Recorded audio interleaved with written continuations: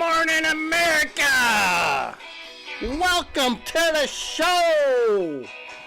Saturday, April 6th. It's number 6. The DJ is in the house and we got the guitars a-blazing. Welcome, welcome, welcome. The dinner bell has been rung. Let's get ready for another great show. Got some great content for you guys. Let's get ready.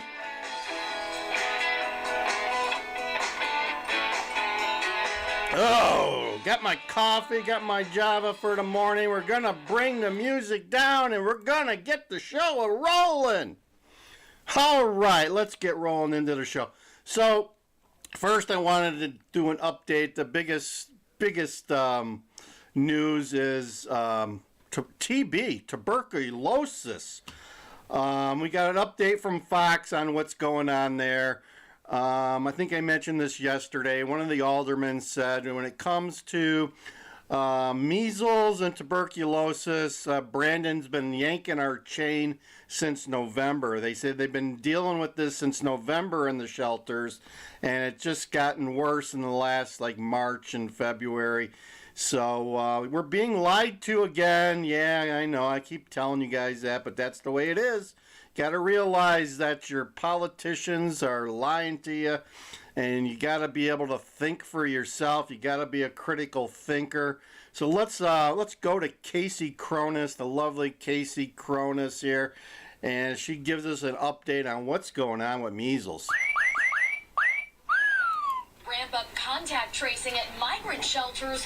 We spoke with 2 medical experts today who tell us while this is get the truth now from Fox. The public has no reason to panic. Outbreaks occur in close quarters. The Chicago Department of Public Health. Unless you're driving the CTA with an infected one. Different shelters. Officials call the number of cases small, but won't disclose which sites they've originated from. So the people who are most at risk of tuberculosis are the other migrants living. Total transparency there. Let's replay that. They'll say that there's cases, but they won't say what shelter they're in. What's up with that, right? What's up with that? We're talking about total transparency. We hear Brandon Johnson talk about total transparency, yet we can't get the information for some reason.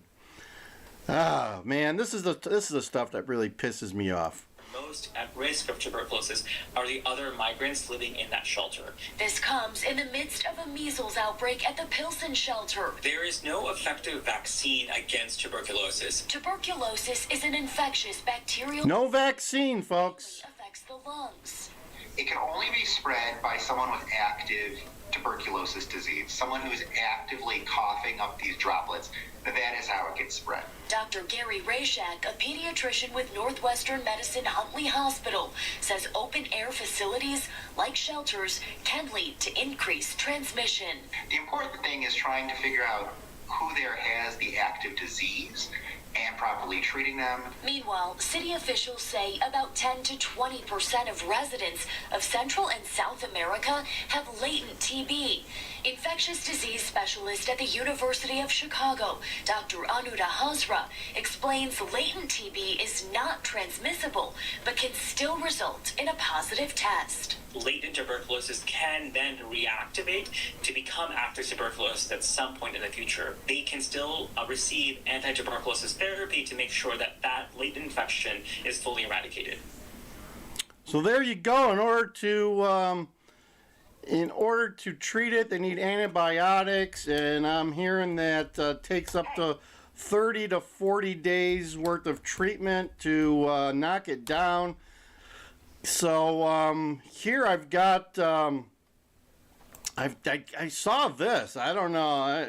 If you're heading to Chicago this weekend, maybe you're going to the TB and Measles Festival. Let me play this for you guys. I don't know. This guy might look a little bit familiar to you. Chicago does Lollapalooza. They also are doing NASCAR in 2024. We're also doing the DNC. Well, this weekend you're lucky if you're in the Chicago area. It's a Measles and TB Fest in Chicago.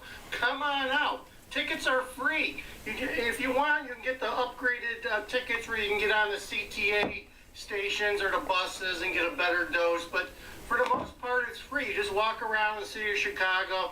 You can stand outside one of our 23 shelters, and you may be a winner of TB and measles. One or the other. Sometimes you get both. Who knows? It does take like about 2 to 3 weeks to find out if you're really a winner. So come on out to Chicago's TB and Measles Fest 2024. Tell them DJ Wonder Chrissy sent you. Over and out. See you in Chicago. So there you go. I hope you guys are, if you're looking for something to do, you can go to the TB and Measles Fest. That is breaking news. Let's get into some more breaking news. Yeah, I know you guys come here for breaking news. That's what you're looking for. So, the other thing I want to talk about is now's the time to prepare, folks. Now is the time to prepare because let me get something up here on the screen for you to look at. Something you may enjoy. You know, it's hot wing season, folks. Got the Final Four going on this weekend, I think, or Monday or whatever. You might want to treat yourself to some hot wings at your local Hooters or anywhere else you get quality hot wings. So anyway, it's time to prepare, just like it's time to prepare for the Final Four on Monday or the National Championship on Monday. This week, gold is up. Gold is like 20. It's going beyond. It's heading to 2,300, 100. Where did it finish on Friday? Let's see here. So, gold is up. Silver was up 20 cents.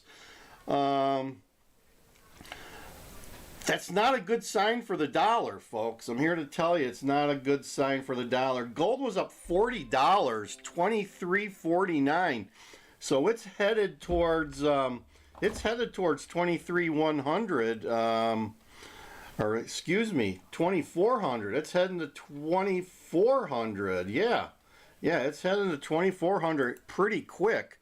So, but here's the other thing: oil. You guys know that I've bought oil as a hedge for many years, and I watch the ticker XLE. But crude oil has gone from, just this week, has gone from $79 to $86. It's gone up $7 in 1 week. So what does that tell you? That tells me that inflation is going to be rearing its head, or is rearing its head again already.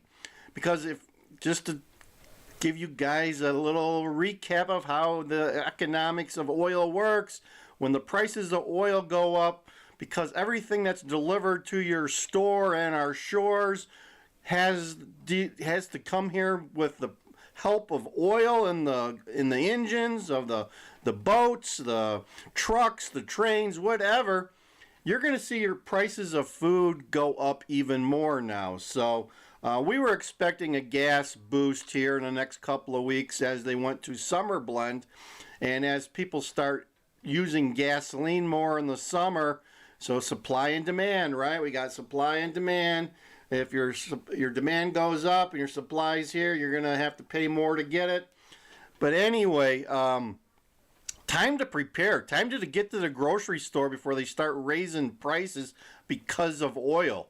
Oil is going to send food skyrocketing. It's going to send your gas prices skyrocketing here, if not next week or the week after, if not already. Last I checked around here, gas was like about $3.89, heading towards $4. So I didn't check the gasoline this weekend. It could be beyond $4 already. So it's time to prepare. Get your supplies, because food prices are only going up. As high as they are now, they're still going up. I also heard that the bank, it was one of the banks in Europe, I think the Bank of Finland or something, and also the Bank of Mexico, reduced their rates by 1/4%. The Fed's going back and forth. There's some of the governors say they need to, they're going to reduce the rate. They're not saying when and how much, and others are saying, inflation is still sticky and not anytime soon. So we're in a political year, folks. So who knows what will happen? And there's a lot of things that have been weaponized in our government. It's and Joe has already said that he's not going to replenish the strategic reserves, which he drew down in the last couple of years to try to keep gas prices from totally going bonkers. But I got a feeling that maybe come June, the Fed may lower interest rates by 1/4, but because of the price of oil and what's going on in the world at a geopolitical level, I don't think it's going to make a difference. If you don't know, there's stuff been going on with Israel and Iran, and there could be some more happening in the near future on that will impact you. Another reason to be prepared, another reason to stock up on your foodstuffs, because there's a lot happening overseas, folks. And I'm here to tell you, even though it's way over there, it still impacts you and I. So there's plenty of reasons to be prepared. And you know what? If you prepare and nothing happens, that's a good thing. And I'll meet you on the beaches of Lake Geneva this summer and we'll have a margarita. But if you prepare and then something goes boom in the night and you're happy that you prepared and you have everything that you need, all is good. But if you don't prepare and something goes boom in the night, you're going to be wishing that you were prepared. And it just takes a little bit of this. A little bit of cash to buy some extra foodstuffs, get yourself some canned goods, get yourself some rice and beans, get yourself some canned chili, canned soups, get yourself some pasta sauce, get yourself some pasta. A lot of things you can buy. You don't have to go out and spend big bucks on survival food. Just a couple cans of tuna fish or chicken. Whatever you like to eat, stock up some on it. I recommend a minimum of 30 days of food pantry stuff be stocked away. Some water, some of this stuff too. You got to have some of this, some of the green stuff too, because you never know when the cyber attacks are going to be starting again. I really think that we were being tested by some countries when we had some of the, probably like a month ago, there was a cyber attacks left and right.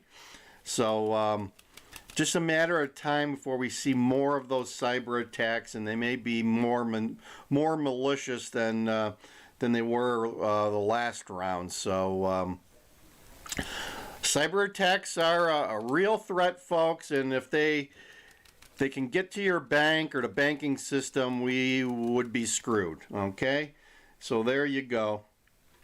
Time to prepare. It's running. Time is running out, folks. I'm here to tell you, if you haven't prepared already, this is the last call, folks. Last call before we shut the doors on the little store there. And if you haven't prepared, well, you'll end up dealing with whatever happens, and you'll be at the mercy of other folks. And don't be surprised if other folks have already closed their doors and they don't have any help for you. So it's up to you, folks. Take some accountability. Be prepared. Get yourself some food, water, security, cash, and just be prepared. Put some thought into it, and it's best to be prepared as opposed to being scared. I know there's a lot of scared people out there, because I talk to them on a daily basis. They have no clue of what could be coming down the pike. They're totally oblivious. They've got their head up there they're keisters, and they're hoping that somebody takes care of them when push comes to shove. I'm telling you, no one should take care of anyone. You need to take care of yourself. That's the way it should be. But you know, there's a lot of people in this world that love the system. They've been sucked into the system, and they love being taken care of. Well, if that's your gig, well, then that's the way it is. But I'm here to tell you there's another way, and it's to prepare for yourself and your family. It takes a little effort, takes a little money, but you'll be happy that you did should something happen. And I'm telling you, I've been preparing for several years. And when I started, compared to today, it's unbelievable. The risk level is probably 10 times higher today than it was when I started preparing. I mean, when I started preparing 3-4 years ago, you probably could have called me crazy, and I maybe would have, said, well, maybe a little bit. But now, my God, people are looking around and saying, yeah, you know what you're doing. You know what's happening. You're being smart about it. So I'm here to tell you, you need to be prepared. You need to, you just don't go and get some hot wings. You got to order them. You got to get the right sauce on them. You got to make sure you got the money. You got to go pick them up. You got to bring them home. You got to get the right sauces. So you got to be prepared in life, folks. And I'm here to tell you that the majority of people in life are not prepared. They're flying by the seat of their pants, and it doesn't have to be that way, folks. Doesn't have to be that way. So I think that's all I have for you today. I hope you got the message. Oil prices are going up. Measles is running rampant in Chicago, along with TB, and there's no vaccine. I might have TB. You know what? I might have TB. Maybe I came in contact with somebody with TB. I've been coughing since January, but there you go. Stay away from me, folks. I may have TB. There you go. So we're gonna close this out with let's see what's behind this door here.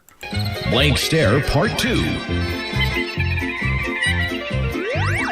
Chris is Chuck. All right, Chuck. Thank you very much. All right. It's Chris, but anyway. Chris. I just did Chris. And many more. Make sure the television, make sure you have the record player on at night. The phone, make sure the kids hear word. But wait, call within the next 10 minutes and receive a free copy of Kamala's Kooky Cackles. That's right. 6 full hours of ear-piercing cackles that the whole family can enjoy. Here's how to order. So there you go, folks. That's all I have for you today. Have a good weekend. It's Saturday. I think there's some basketball games on today. Look for Final Four on Monday, and the eclipse. The solar eclipse is Monday, 2 o'clock in the Midwest. Get ready for that. Get your glasses if you don't have them already. We're going to do some video of that on Monday, so we'll probably show you what it looks like. But I went through another one in 2017. We'll talk about it later. But anyway, DJ Wonder Chrissy over and out, and thank you. Like, share, and subscribe.